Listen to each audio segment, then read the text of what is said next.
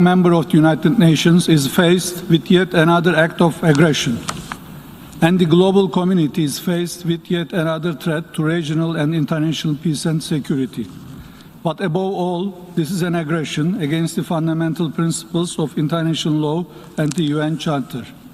Make no mistake, we all need the rules-based international order. It is our duty as member states to defend legality. It is our obligation to ensure that conflicts are resolved through peaceful means. We must make sure that the founding principles of the UN are upheld. This is the only way to save ourselves from the scourge of war. Thank you, Mr. President.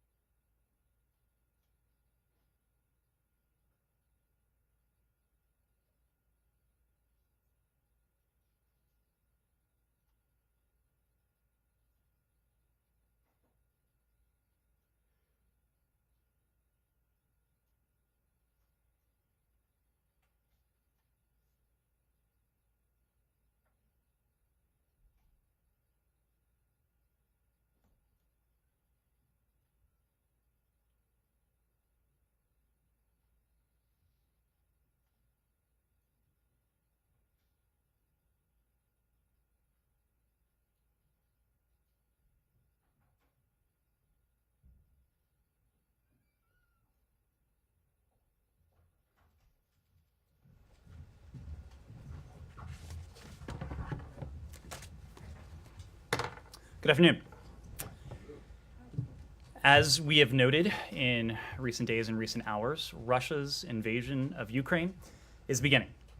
Hours after Russia recognized the so-called Donetsk and Luhansk People's Republics as quote-unquote independent, President Putin authorized Russian troops to enter those regions. He has taken other steps that amount to a direct assault on Ukraine's sovereignty. We responded in turn quickly and decisively. Within less than a day, we'd announced the first tranche of sanctions with our allies and partners, including those in the European Union, the United Kingdom, Canada, Japan, and Australia. Our German allies, yesterday, took resolute action to ensure that the Nord Stream 2 pipeline, what had been a prized $11 billion investment on the part of the Russian Federation, is suspended indefinitely. And as you have just seen, President Biden today authorized sanctions on Nord Stream 2 AG and its corporate office holders. We have now taken complementary action using our own authorities to ensure that Nord Stream 2 is off the table, just as we said it would be. In lockstep with our allies, we are blocking from the global financial system two large banks that are connected to the Kremlin and Russian military, and Russian sovereign wealth can no longer trade on US or European financial markets. As you all know, we additionally sanctioned Russian elites, those elites who are in many ways complicit. This is the beginning of our response. If Putin escalates further, we will escalate further using additional sanctions and export controls, which we've yet to unveil, but are fully prepared to implement with allies and partners across the globe. The sequence of events that Secretary Blinken laid out at the UN Security Council last week appears to be proceeding exactly as he laid out. We've seen false flags. We've seen provocations. We've seen theatrically staged meetings at the Kremlin. We've seen cyber operations, and the list goes on. So where do we go from here? Moscow needs to demonstrate that it's serious about diplomacy. Russia's actions over the last 48 hours have, in fact, demonstrated the opposite. If Moscow's approach changes, we remain ready to engage. The United States and our allies and partners remain open to diplomacy. We are eager to engage to avert what would be a brutal and costly conflict. But as we have said, diplomacy cannot succeed unless Russia changes course. As we have said, we are prepared. We are prepared for any contingency going forward. Matt. Okay. Thanks. I have a question about the Houthi sanctions, but it's largely semantic, so I'll leave it till later. On Nord Stream 2, you guys have been saying for months, indeed for over a year, since the waivers were first granted, that in fact this gave you additional leverage, withholding the sanctions did, and would serve as a deterrent. Clearly, it didn't provide you with any leverage at all that we can tell, because of what you just said in your opening statement about the invasion beginning. So, you know, how do you explain to people why you didn't impose these sanctions earlier? So, Matt, it's important, and let's just rewind the tape and remember what has happened in recent hours. Yesterday, within a short time frame of the Russian invasion beginning, Germany took decisive, resolute action to take Nord Stream 2 off the table. Today, we followed with our own complementary authorities using the powers and capabilities that we have. We have always said, in the context of Nord Stream 2, in the context of the steps that we are taking with partners and allies around the world, that one of the most important tools we have in our arsenal is transatlantic unity. The fact that Germany acted so quickly, so decisively, is in many ways a product of the coordination, of the consultation we have done now with two successive German governments. Of course, it started with Chancellor Merkel and her government, and in more recent months, we have had concerted discussions with Chancellor Scholz and his government. The fact that we are acting in unison immediately to take these steps that essentially remove Nord Stream 2 from the equation, that is a byproduct, that is a result of the work that we have done together with the German government over the course of these last several months, over the course of the last year or so. So it sounds to me, correct me if I'm wrong, that your argument is that if you had imposed the sanctions earlier, the Germans wouldn't have the Germans wouldn't have done what they did yesterday, or it would have been a much bigger lift to get them to do that. What we have said, and our strategy has been predicated on the knowledge that transatlantic unity is the most powerful instrument we have. That's fine, but I don't. But look, the pipeline's already been built. Okay. Now, whether it gets turned on or not, is another question. Right. So presumably you had more leverage, and I don't understand why you don't think that you would have had more leverage if these sanctions had been imposed before the pipeline was finished. So, Matt, you also raise a good point. The pipeline, when this administration came into office, was more than 90% complete. We have imposed sanctions under PISA on a number of targets associated with this pipeline, persons and entities. But the fact is that had we sanctioned Nord Stream 2 AG, had we sanctioned its corporate office holders, it is far from clear that that would have kept the pipeline from going into operation. What the Germans did yesterday was to ensure that the pipeline is no longer part of the equation. Right. So by acting together with the Germans, how we did, when we did, and the way in which we did, we have ensured that this is an $11 billion prize investment that is now a hunk of steel sitting at the bottom of the sea. All right. Well, I don't think you though can prove, and the converse can't be proven either. But you just don't know if imposing the sanctions earlier would have had more of a deterrent effect or any deterrent effect. Well, if we would have made it a sunk cost many months ago for the Russian Federation, I don't think that would have had much deterrent capability. Well, but it hasn't anyway. So I'll leave it there. Simon. Yeah, the Secretary obviously said yesterday he had cancelled his meeting with Foreign Minister Lavrov, but you guys remain open to diplomacy. So what exactly would you want to see from Russia in order to, reschedule that meeting, in order to resume some kind of diplomacy, diplomatic talks between you? And just an additional one, you've sort of, this is the last, or this is part of the first tranche of sanctions, the Nord Stream 2 sanctions that just came out.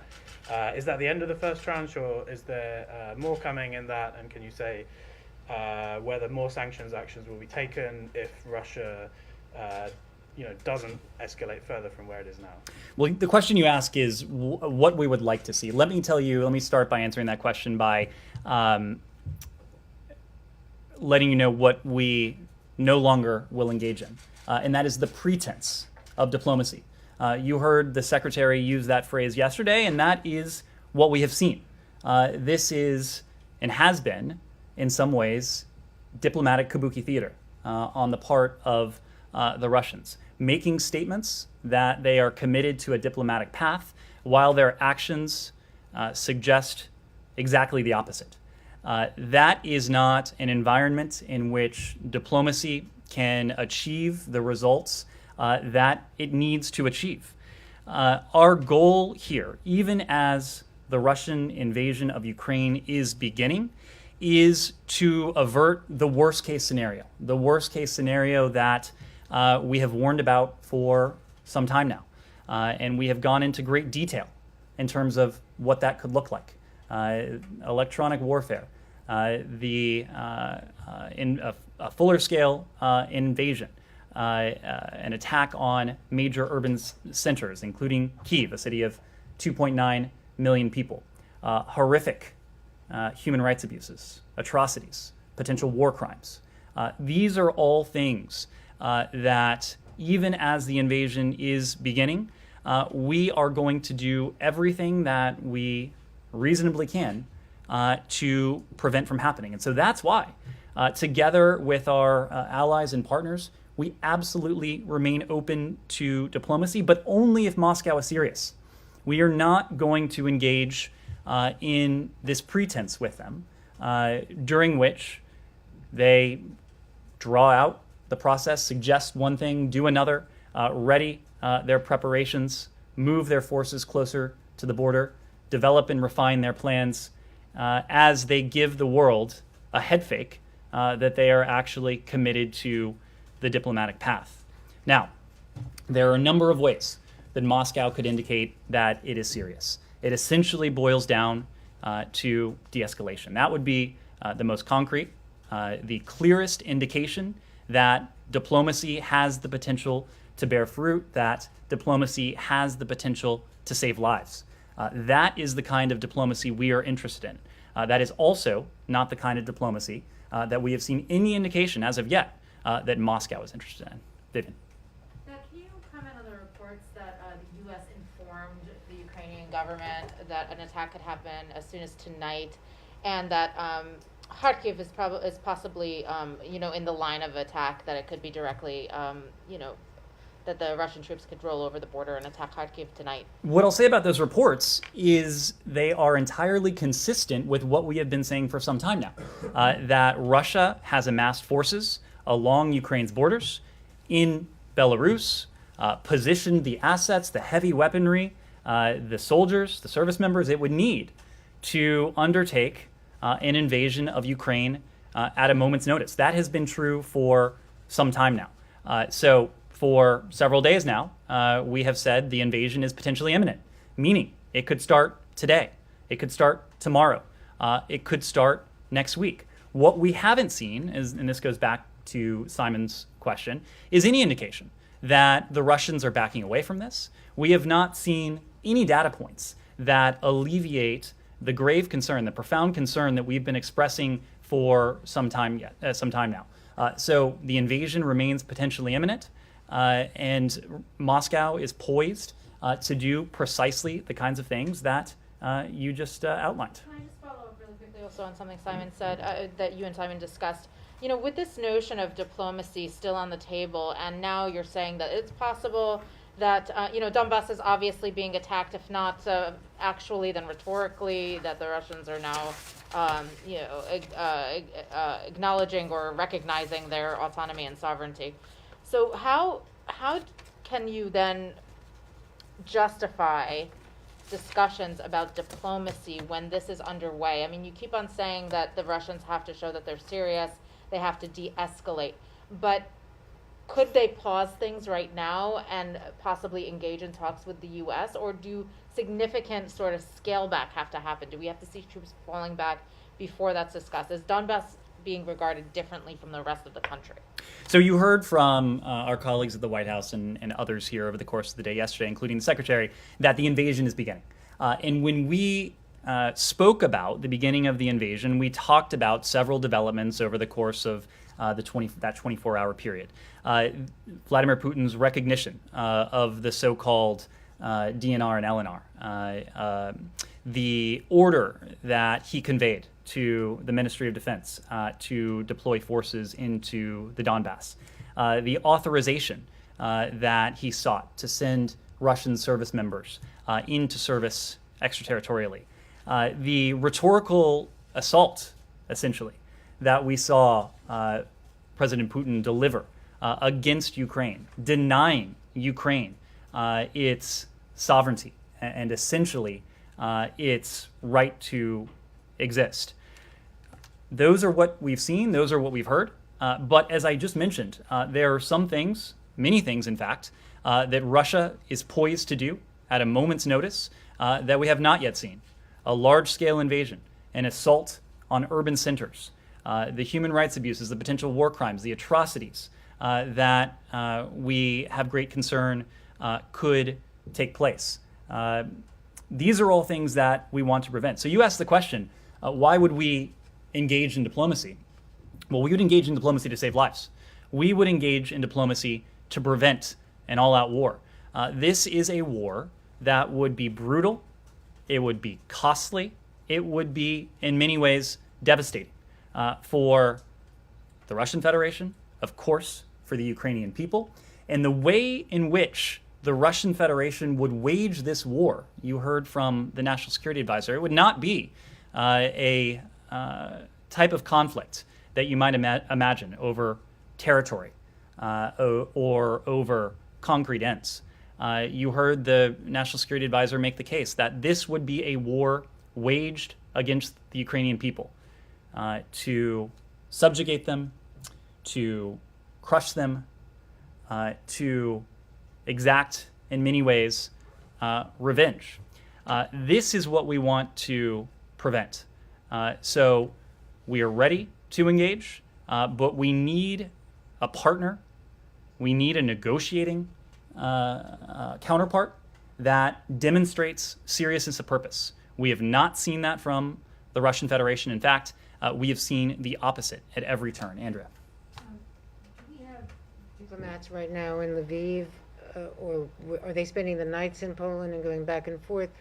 Have we made any kind of commitment to the safe passage, to any kind of extraction, if you will, for key members of the Zelensky government, if necessary? And what would be our commitment to any insurgency that developed, given if it were a full-scale invasion, if any? I mean, there was training, there was support. And one final question. Should write these down. Sorry. Your reaction to former Secretary of State Pompeo and former President Trump praising Putin's cleverness, strength, and smartness in the last couple of I'll start days. with that one. I have no response. In fact, I have no words. To move on to Lviv, I think what you heard from us on Sunday is that the Secretary had determined that it was in the best interests, of the safety and security of our team on the ground, for them to temporarily relocate into Poland. They have been spending the night in Poland, but they have been regularly essentially commuting back into Lviv. Our chargé, Christina Kavin, has been leading the team back on the ground in Lviv. We have every expectation that they will continue to do so as long as the security environment remains permissive. When they are on the ground in Lviv, they're able to undertake emergency consular services to help Americans who may be seeking to leave the country. They are engaging with our Ukrainian partners, and they have important missions that they're able to fulfill in Lviv. But regardless of whether they're in Lviv, whether they are in Poland, that in no way changes the commitment we have to our Ukrainian partners. It in no way diminishes the partnership we have with Kyiv. We've remained in constant contact with our partners in the Ukrainian government, and that takes me to your question about any advice we may have passed on to the Zelensky government. The fact is that we are in contact with our friends and counterparts in Kyiv on a daily basis. As you know, Foreign Minister Kuleba was here yesterday. The president had an opportunity to speak to President Zelensky over the weekend. The secretary was in the Oval Office for that call. The President Zelensky and his team know that they have the steadfast and unwavering support of the United States. Of course, our goal in all of this is to avert that worst-case scenario, the worst-case scenario that we've already talked about in the course of this briefing. The fact is that the president and his team will make decisions in the coming days based on the best interests of their country and their people. The foreign minister was asked a question about this just yesterday. He provided an insight into their thinking, but these will be decisions that our Ukrainian counterparts will make based on their own determinations and their own calculus.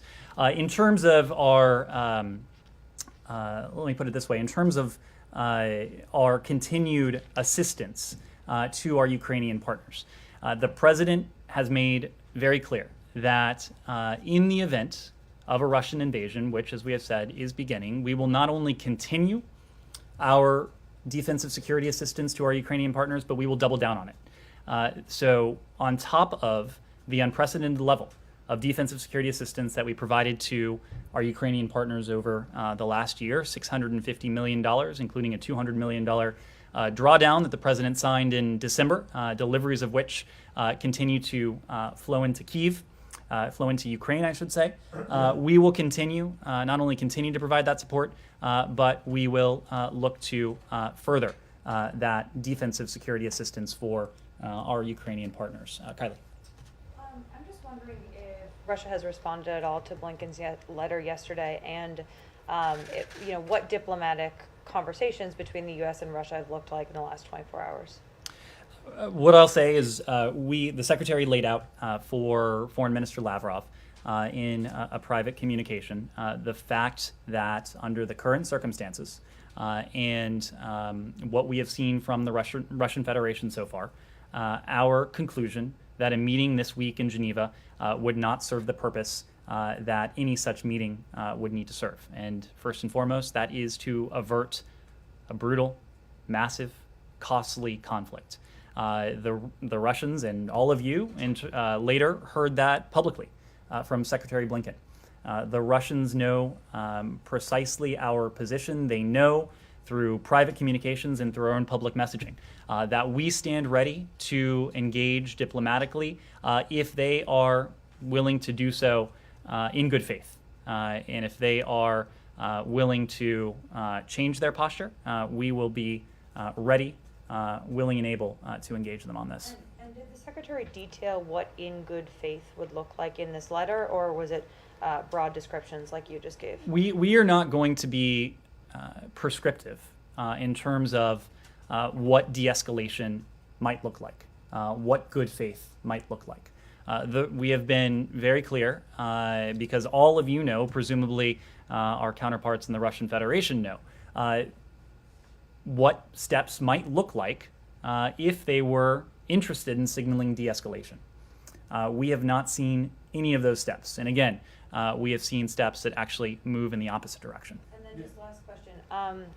Can or will the U.S. keep open our embassy in Moscow if there's a full-scale invasion into Ukraine? We believe in times of conflict, in times of crisis, that the ability to communicate is in some ways even more imperative. Now, long before the massive Russian military buildup started along Ukraine's borders in Belarus, of course, our team on the ground in Moscow and throughout Russia, they were in a very difficult operating environment. A very difficult operating environment because of the restrictions that the Russian Federation had imposed on them. It will be our goal to be in a position to maintain diplomatic communication, the ability to convey clearly any messages that we need to send to the Russian Federation. Embassies are an important tool in that, but we have also seen the Russian Federation, even in recent days, escalate on an unprovoked and needless basis the bilateral challenges in terms of our own diplomatic staffing in Moscow and our ability to operate an embassy on the ground. But again, we believe communication, we believe the ability to pass messages is even more important in times of great crisis.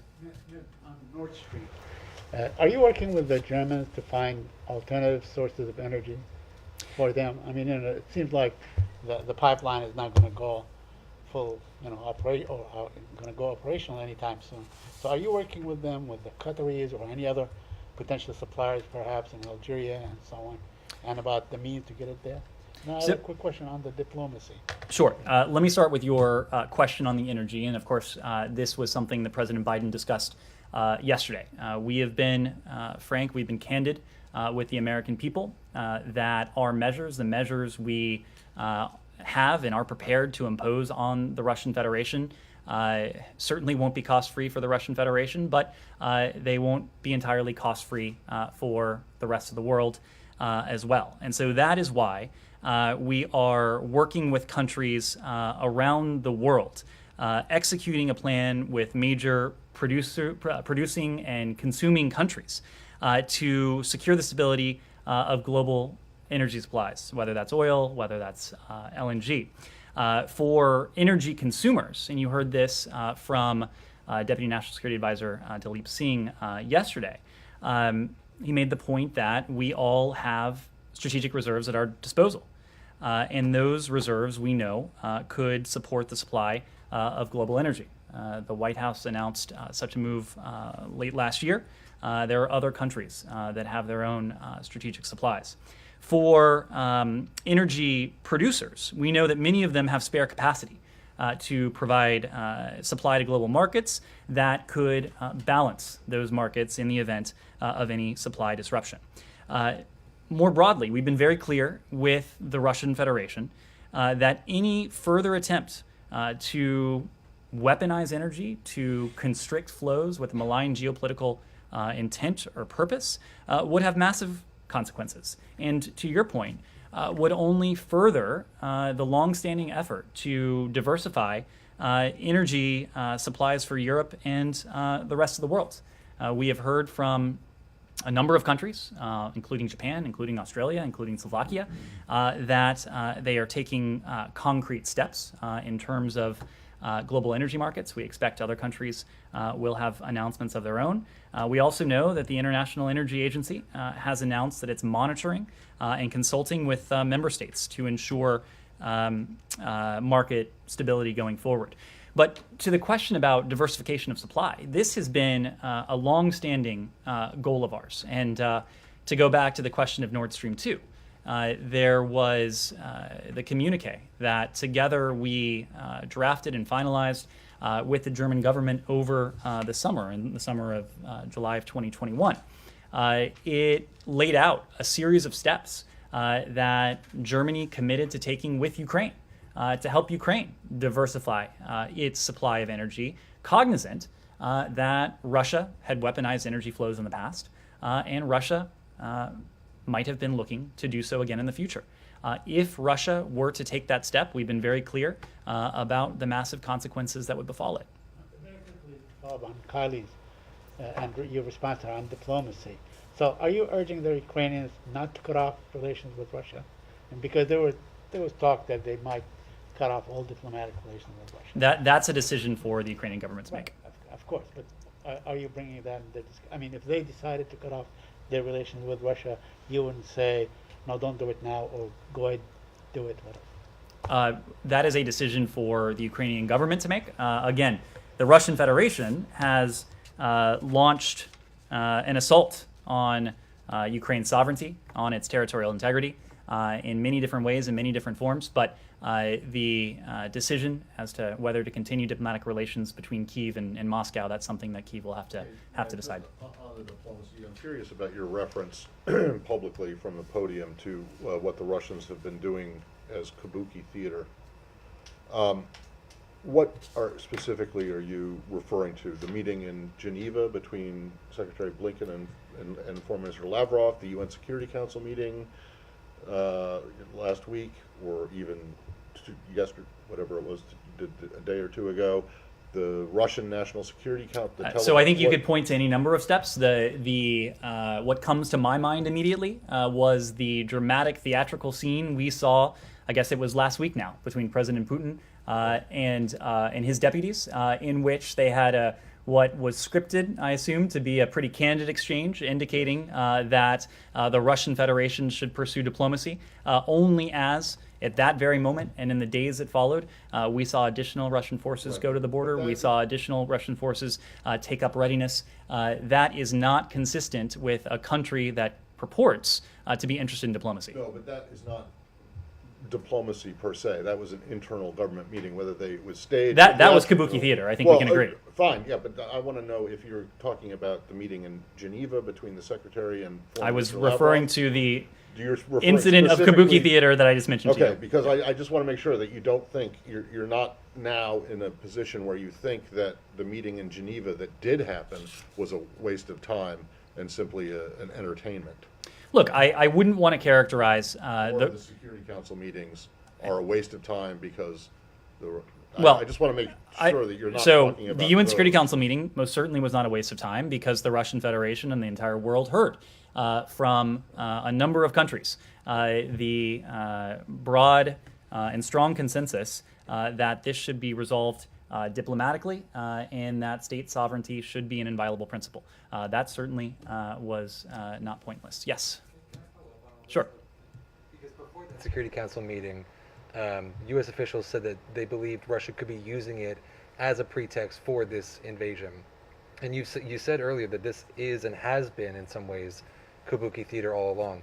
So are you, to Matt's point, are you making the assessment that the Russian Security Council meeting you're referring to? No, sorry, the one last Thursday. Before, there was a briefing where U.S. officials said they believed, given the document that the Russian mission circulated, that they were going to use the meeting as a pretext. So do you assess now that all of these diplomatic engagements were part of a charade to give Russia cover, to show that they had been, engaging in good faith diplomacy in their mind? I wouldn't want to make a sweeping categorical judgment like that. What I will say is that if you take a step back, we have not seen any indication that Russia's stated commitment to the diplomatic path bore any resemblance to its actions, or that its actions reflected any stated commitment to the diplomatic path. That is not to say that there is not value in these sessions, and I think the UN Security Council session that you all saw last Thursday was extraordinarily valuable. It was valuable even for the Russian Federation, and if any of those messages got to the Russian people, they would have heard a strong message of resolve and consensus and unanimity from the rest of the world, that the steps that Putin was taking, the plans that he may well still have in mind, that is not something that the rest of the world is prepared to countenance. But the meetings in Geneva, the non-papers back and forth, that you don't think that all was a charade by the Russian government? I am not prepared to use such wholesale language. Now, have we been able to deter and to prevent the worst case scenario? That's still an unresolved question. What is not unresolved is that we have seen continued signs that the Russian Federation is moving forward with the plans that we have been warning about for weeks. Can I just another follow-up? Especially the Japanese, who invented it. No. They pay to go see it. So no offense intended. Yes. Can I just another follow-up? Yesterday, Foreign Minister Kuleba said that their plan A obviously is to use diplomacy to deter Russia. Mm-hmm. Plan B is to defend every inch of Ukrainian territory. You've previously praised their restraint. Do you agree with their plan B? Do you think they have a right to self-defense? And if Russia moves past the current areas that the separatists control in the Donbass, do the Ukrainians have a right to respond? Of course the Ukrainians have a right to self-defense. Yes.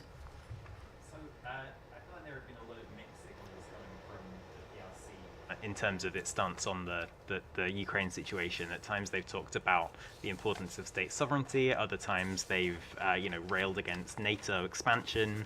Has the State Department been in communication with PRC interlocutors seeking clarity on their position? And have you laid out any ways in which these ongoing signals might undercut US-China ties? And on a related note, you've kind of hinted before that if the PRC were to seek to undermine the impact of US sanctions on Russia, then the US would have countermeasures. Have those discussions continued with PRC interlocutors? Well, as you know, Secretary Blinken had an opportunity to speak to his counterpart, Foreign Minister Wang, just the other night. And one of the two primary topics they discussed was Russia's the crisis that Russia has needlessly precipitated with Ukraine and with the rest of the world. Secretary Blinken, and we issued a readout, the PRC also issued their own readout, but you saw in our readout that the Secretary made very clear where we stand in terms of our unwavering support for Ukraine's territorial integrity and its sovereignty. And I think especially that last point, sovereignty, should be an element that the PRC understands quite well. We often in statecraft hear the PRC cite this principle of sovereignty, which in any number of instances they have claimed should be inviolable, should be sacrosanct, should be one of the foundational rules that countries abide by and respect. So you'll have to ask the PRC how they marry that long-standing position with anything less than an effort to use the considerable influence and sway they have with the Russian Federation to urge Vladimir Putin to back down, to de-escalate. Whether they are doing that, you'll have to ask them. But we did see in the readout that our PRC counterparts are also calling for the situation to be resolved diplomatically and to be resolved peacefully. Now, whether Putin heeds that call, I think that is not something we yet know. What about relaying the potential impact on U.S.-China relations? Look, in terms of our bilateral relationship with, in terms of China's support for Russia and its railing against NATO expansion and the potential, tacit endorsement that provides, what's the impact of that on U.S.-China relations? well, we believe, and we've made this point not only about the PRC, but every responsible country in the world has, in our estimation, an obligation to use any influence it has with the Russian Federation to urge, to incentivize, to advocate for Vladimir Putin to back down, for the Russian Federation to de-escalate. Again, you will have to ask the PRC whether they have used their own considerable influence with the Russian Federation to that end. Of course, we've all read the 5,000-word joint communique, and we can glean our own conclusions from that. I think what gives us concern is that from that manifesto and from what we've seen not only in recent days, weeks, and months, but in recent years, is this growing partnership between Russia and the PRC. And I say it's concerning because we talk about a rules-based international order, that has been at the crux of 7+ decades of unprecedented levels of stability, of security, of prosperity the world over, whether that's in Europe or the Indo-Pacific and places in between. It is true, we think, that Russia and the PRC also want a world order. This is a vision that they appear to be developing together, if you read that communique. But this is an order that is and would be profoundly illiberal, an order that stands in contrast to the system that countries around the world, including, by the way, Russia and in some ways the PRC, have built over the last 7 decades. It is an order that is in many ways destructive rather than additive. So that is, as we see this relationship develop, and we've seen something that gives us great concern. And of course, in recent days, we've seen Russia reach out to its autocratic counterparts in other corners of the globe. This gets back to one of the core points that the president has been making since before he assumed high office. And that is increasingly, we are seeing the world divided between democracy and autocracy. It is and has been a charge of this president and this administration's foreign policy to act to unite our democratic colleagues around the world, to act in unison, to galvanize collective action. And I think whether the challenge has been what Russia is doing, whether the challenge has been what the PRC is doing, what we are seeing from state and non-state actors around the world, you've seen us succeed in that. But it will continue to be an animating principle as we continue to see the forces of autocracy, the forces of authoritarianism, the forces of illiberalism continue to work together and attempt to combine forces. But the other point, even as they try to do that, we are confident.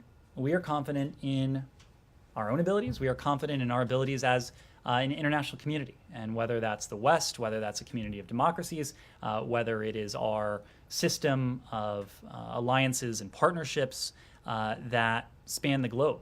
And we're confident for a number of reasons. If you look at it quantitatively, we have 50% plus of global GDP. We have a large share of the world's population. China and Russia, in terms of their GDP, are what, 20% of global GDP? We have innovation, we have entrepreneurship, we have a shared set of values that we really think are a core instrument of national power. And we know that when we put all of this together, especially when we act with our allies and our partners, as we've done in the face of the challenge that Russia has posed, in the face of the challenge to the rules-based international system that the PRC has posed, or even when you talk about the threats and challenges that we face that are not state actors, climate change, COVID, economic recovery. We know that acting together, we are situated to take on any threat, to seize any opportunity. And that's really been the driving force of our foreign policy. It's why Secretary Blinken spent so much time of his first year in office repairing, revitalizing, in some ways reimagining the system of alliances and partnerships. And you are seeing the dividends of that now play out, even in recent hours. Well, first of all, can you guess how long that answer was? How many I- minutes that was? I'm sure you will tell me. I can't because my otter seems to have like frozen here. I hope you pay for the premium but version. But if you're boasting about how reinventing it and you're seeing the fruits of all that labor now, you're talking about the united reaction the united against- response of the international to community. Russia? Okay. Yeah. Can I purely? It's unrelated to Ukraine, but it is China, and that is something that I know Nike is interested in and has been asking about before. But there is barely an anniversary an anniversary in diplomatic history that goes by without the U.S., the State Department at least, if not the White House, making some kind of comment about it. And in that light, regardless of how tense or strained relations are now with China, why is it that there hasn't been any mention of Nixon's, former President Nixon's, the 50th anniversary of former President Nixon's visit to China, which was, a pretty groundbreaking event when it happened, paved the way for recognition, U.S. recognition of the PRC and opening of diplomatic relations. And it seems to me that it would make sense for there to be some kind of mention of this, or are you just like embarrassed by it now and think that it should never have happened? I don't think, certainly not the latter. Matt, there are some anniversaries that we commemorate. There are other anniversaries that we don't. I'm not aware of any plans at the moment for a statement, but statements about like the 17th anniversary of U.S. Iceland relations or something. Not to demean Iceland, but I mean these kinds of things get attention, and this one, which was a pretty big deal, a BFD as the president might say at the time and since, just seems to be being ignored. I don't know that we're ignoring it. I'm not sure that I would equate not putting out a formal statement with ignoring it. Nike. On Pakistan. Can I ask about Pakistan Prime Minister Khan's visit to Russia? Does the State Department have an assessment of his visit at this timing? Well, we're certainly aware of the trip and the points I made earlier about the PRC in some ways apply here. We believe it's a responsibility of every responsible country around the world to voice concern, to voice objection to what Putin appears to have in mind for Ukraine. We've communicated to Pakistan our position regarding Russia's further renewed invasion of Ukraine, and we have briefed them on our efforts to pursue diplomacy over war. We have a a long-standing partnership and cooperation with Pakistan. We view our partnership with a prosperous, with a democratic Pakistan as critical to U.S. interests, and we certainly hope when it comes to those shared interests, the aversion of a costly conflict, the aversion of a destabilizing conflict, that every country around the world would make that point clearly in unambiguous language in their engagements with the Russian Federation. Andrea. Can I just follow up on Khan's visit? On the timing of his visit, is it to the U.S. read that he's indirectly endorsing Putin? You would have to ask the Pakistani government what the intent is. I'm asking your read. You would have to ask the Pakistani government. I'm just not in a position to offer an assessment on the timing of a foreign counterpart's travel to another country. Yes, Andrea. A different assessment of Vladimir Putin than the one that this government had, that this president had after Geneva, or was the previous assessment wrong? The previous assessment and the assessment now is that we would prefer a relationship with Russia that is stable and predictable. But at every turn before Geneva, or just about every turn before Geneva, and at turns since Geneva, the Russian Federation has indicated that they have apparently little interest in that type of relationship. So we've always said that, and we said this before Geneva when we responded decisively in response to interference in our elections, in response to the Russian Federation's use of weapons of mass destruction against dissidents on foreign soil for solar winds, that we would respond decisively, strongly in response to these types of activities. We have. The same is true if Russia continues its invasion of Ukraine. Same principle applies. Separate question on a different subject, if I could ask a quick question about Iran. Okay, any final questions on Russia, Ukraine before we move on? Okay, please. Yes.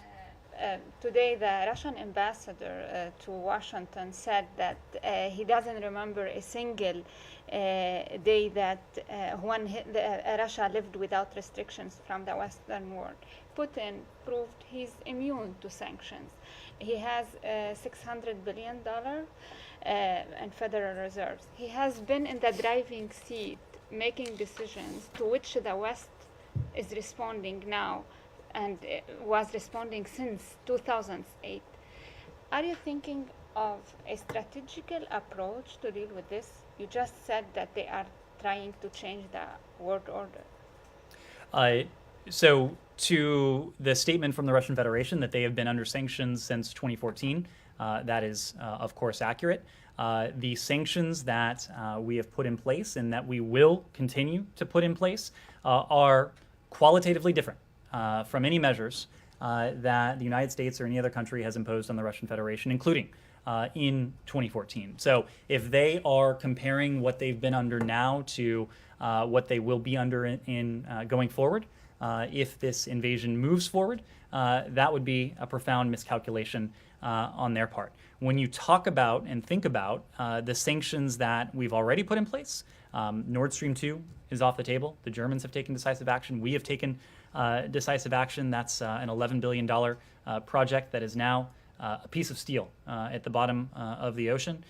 We have, in lockstep with our allies, put in place blocking sanctions against the fifth largest Russian financial institution. That's $50 billion in assets.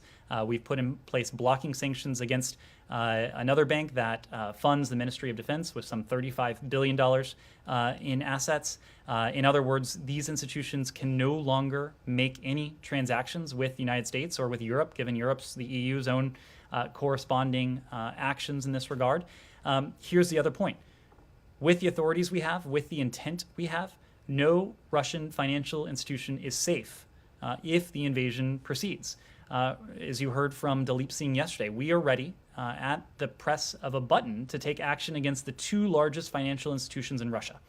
Together, these are institutions that hold $750 billion in assets, $750 billion in assets, half of the total Russian banking system. There are other measures and moves we have in store and that are ready if Russia continues with this invasion, including export controls, targeted sanctions against oligarchs and elites, and other measures. So the Russians can depict these moves however they would like. I think it is noteworthy what we heard from our Ukrainian partners yesterday. You heard from Foreign Minister Kuleba as he was standing right next to Secretary Blinken here at the department. He said that, quote, "We do appreciate the sanctions which were announced today. They target Russia. They're very specific. They are painful." Please. Please go ahead. Yeah, Joel. Thanks, Ned. I arrived with a couple questions of my own and have a couple follow-ups for this interesting conversation from what you told my colleagues. First, do you think that China, given their desire for the world order that you just described, regards Russia's invasion of Ukraine as a step towards bringing that about? It is certainly not a step in the direction of the principle that the PRC claims to prize, and that is state sovereignty. I think everyone in this room is familiar with the position the PRC has taken in response to Russia's aggression in Ukraine since 2014. I wouldn't want to characterize that, but it suggests a level of deep unease. So again, I would refer you to the PRC for any comment they might have on what Putin has in store. But if we are to judge the PRC based on what they have said consistently on the world stage in any number of fora, a direct assault on the sovereignty, on the territorial integrity of another state, that would not be consistent with what we've heard. Yeah, I was just trying to clarify because I thought I heard you say they've combined forces somehow. It was a reference to the burgeoning partnership that we've seen between these two countries over the course of many years now. Okay, on Ukraine's Plan B, fighting for every inch, Senator Risch, who is of course ranking on foreign relations and on intelligence, or a senior member of the Intelligence Committee, has said that Russia could sweep across Ukraine pretty quickly. Their first day would be their best day. They'd immediately face resistance movements. So I wonder, would the United States, as a member of NATO, either encourage or object to other NATO members offering this Ukrainian resistance cross-border safe haven? Countries are going to make their own sovereign decisions. We have, in recent weeks, as you know, worked with a number of our NATO allies to authorize them to provide U.S. origin equipment to our Ukrainian partners. This is defensive security equipment with an understanding that our Ukrainian partners need supplies, need material to defend themselves. The United States has provided them with this. We have a number of our NATO allies have done the same. But when it comes to decision that NATO allies or other countries in Europe might make along those lines, I need to refer you there. And that, I guess I wonder, do you see any lessons from Afghanistan for the kind of risk where of course, when the Taliban could retire across the border to a place where they couldn't be attacked, then that was difficult for a modern military to defeat? I would hesitate to make battlefield comparisons between two very different countries. Finally, what I hope are truly a couple quick ones. Those Nord Stream 2 sanctions, are those permanent, or do you think that the permanent punishment for this is that's gone, or do you regard that as something that could be lifted again later in exchange for de-escalation? And can we also get an answer to Foreign Minister Kuleba's request for a Lend-Lease program? Do you expect that to proceed? The fact is that sanctions are a means to an end. There is no sanction in any responsible sanctions program around the world that is permanent. And that is precisely because we don't sanction countries just with the goal of enacting sanctions. This is not a policy to be purely punitive. This is a policy to change behavior. In this case, this is a policy to deter a further Russian invasion of Ukraine, to deter a war, a bloody, costly, devastating war that would take place on European soil and that would constitute the greatest threat to peace and security since the conclusion of World War II, certainly since the end of the Cold War. Wait, so now the imposition of sanctions is a deterrent?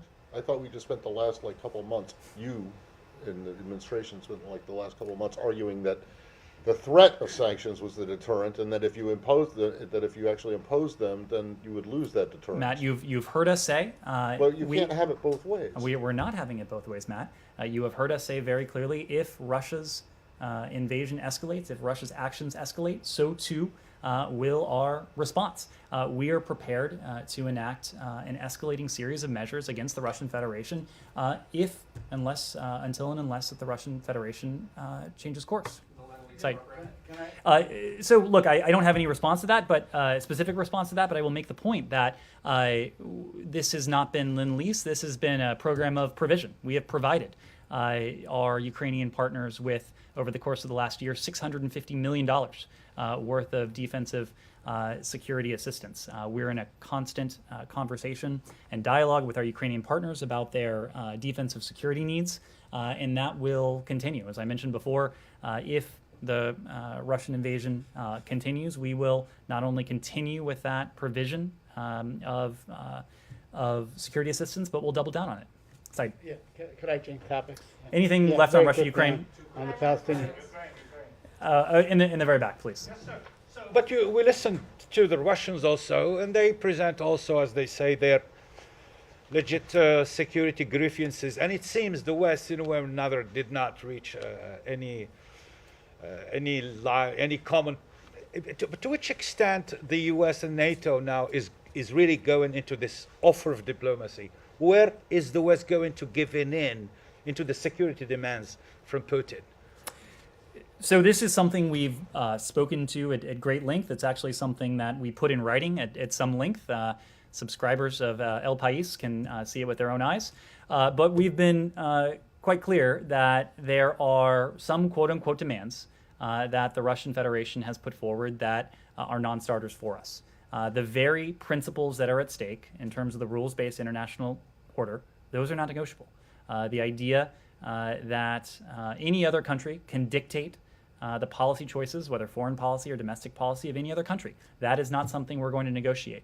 International borders, internationally recognized borders, sovereignty, the inviolability of borders, that is not something that is up for negotiation.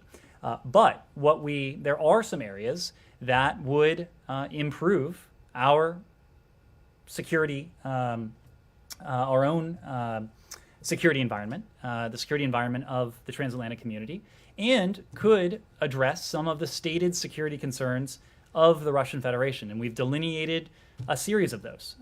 Discussions regarding the placement of offensive missiles in Europe, broader arms control protocols, protocols regarding stability and transparency, confidence building measures. There are a number of areas that we think have the potential to be fruitful if we find a negotiating counterpart in the Russian Federation that operates in good faith. We have not found that yet. And I think at this stage, those sort of broader areas may not take precedence to the first priority that we have, and that's averting a bloody, costly, devastating war in Ukraine. So I think our diplomacy going forward, at least for the foreseeable future, if, again, we find a counterpart in Moscow that is willing to sit down in good faith to discuss these issues in good faith, we are going to be very focused on saving lives, on preventing a war, on seeing to it that the plans Putin has set in motion over the course of many months now do not go forward. Connor. Trevor Reed and Paul Whelan, do you have any indication that their cases are being treated separately from all this? Any concerns that the crisis would affect their detentions? We always treat the cases of U.S. hostages separate and apart from geopolitical issues and geopolitical dynamics. It remains an absolute priority for us to see the release of Paul Whelan and Trevor Reed, both of whom have been held unjustly, traveled to Russia as tourists, have been imprisoned on false charges that entire time. So it's a priority of ours. You do, but do you have any concern that the Russian government would not? Again, human beings should not be held as pawns in terms of state-to-state relations. It is our priority to see them released, to do everything we can to achieve their release as quickly as we can. And then secondly, do you have any new estimate of the number of Americans that would be in Ukraine at this moment in time? So as we've told you, late last year, October of last year, it was our assessment at the time that there were some 6,600 Americans who were resident in Ukraine. Now, that time frame is important because the very month, October 2021, that this assessment was last updated was the very month that we started urging Americans not to travel to Ukraine. In more recent weeks, as you know, we have been recommending and even more recently urging Americans to leave Ukraine. So I think there is every expectation that the number of Americans who were resident in Ukraine late last year, October of last year, is far lower now than it was then. I can tell you procedurally, we have been in repeated contact with Americans who remain in Ukraine. We have asked them to provide us with their contact information so that we can continue to be in communication with them, to urge them to leave the country, to avail themselves of commercial and private options that continue to be available, and to provide any form of support that they may need in doing so. And that includes a repatriation loan if they're not able to afford the return travel on their own.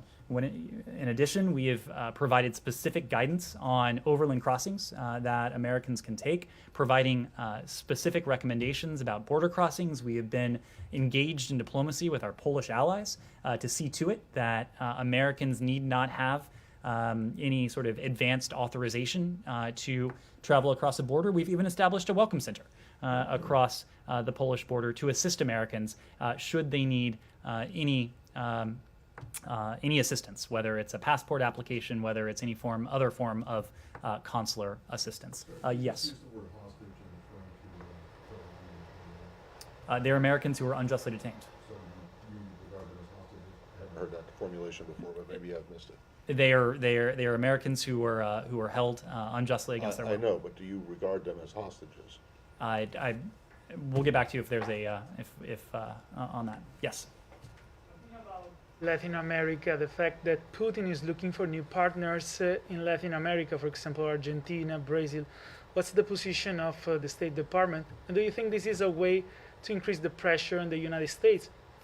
Talking about the close relationship of United States with Latin America. Well, it goes back to what we were discussing before. And this is the fact that what we are seeing is autocracies around the world band together. And we've seen, in some ways, Russia at the vanguard of this activity. When it comes to their motives or intentions, that's not something I would want to speak to from here. I would refer you to Moscow to speak to their own foreign policy decisions. But we have certainly seen Moscow reach out to some of the most repressive, autocratic, undemocratic governments in this hemisphere. That includes Nicaragua. That includes Cuba. That includes Venezuela. Yes, Said. I want to move to the Palestinian issue, and I have a quick one on Iran. On the Palestinian issue, on the Palestinian issue, I know I have asked in this room many times before on your position regarding the practice of administrative detention by Israel, to which all Palestinians at one time or another probably experienced. But there's one particular case, a 14-year-old boy who has been falsely accused. One Israeli judge after Israeli judge threw it out of court, but the authorities keep him in prison. They keep renewing this. He has a neuromuscular disease. He might die in prison. Will the United States call on Israel to quit this practice, especially against children who have been found innocent by their own judicial system? Said, you've heard this from us before, but we urge. His name, by the way, is just for the record, Amal Nachla. We urge the full respect for human rights in Israel and the West Bank and Gaza. As we've said many times, Palestinians and Israelis alike equally deserve to live safely and securely, to enjoy equal measures of freedom, of security, of prosperity.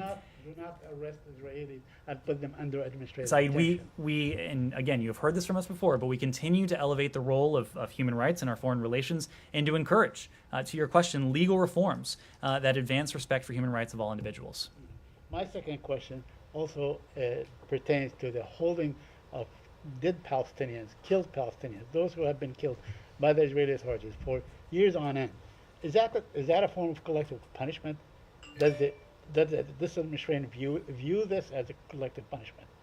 We have stressed to Israel, both publicly as well as privately, our strong hope that any measures that Israel takes would be designed to avoid further escalating tensions and to take into consideration the impact of any such measures on the Palestinian people.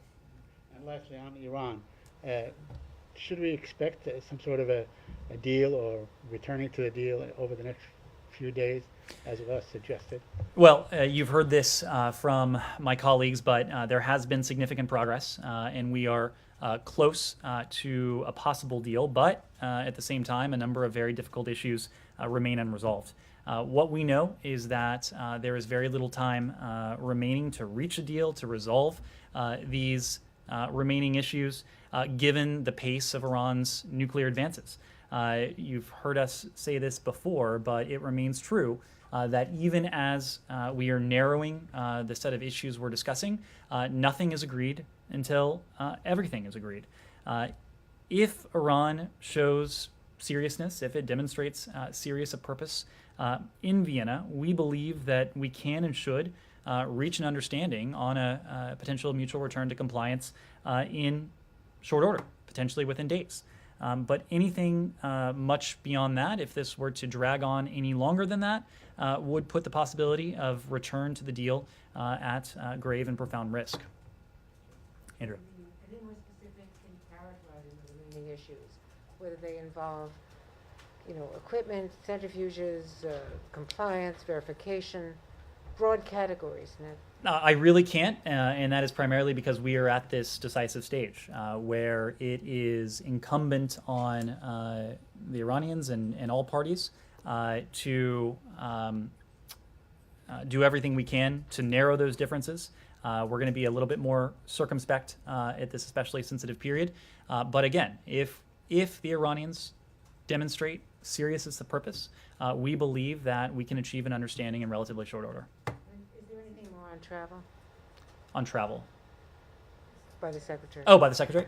We do not have any travel to announce or to preview at this time. The Secretary has been working the phones. He's been on with Joseph Borrell of the EU today. He spoke to his British counterpart, Elizabeth Truss, earlier today as well.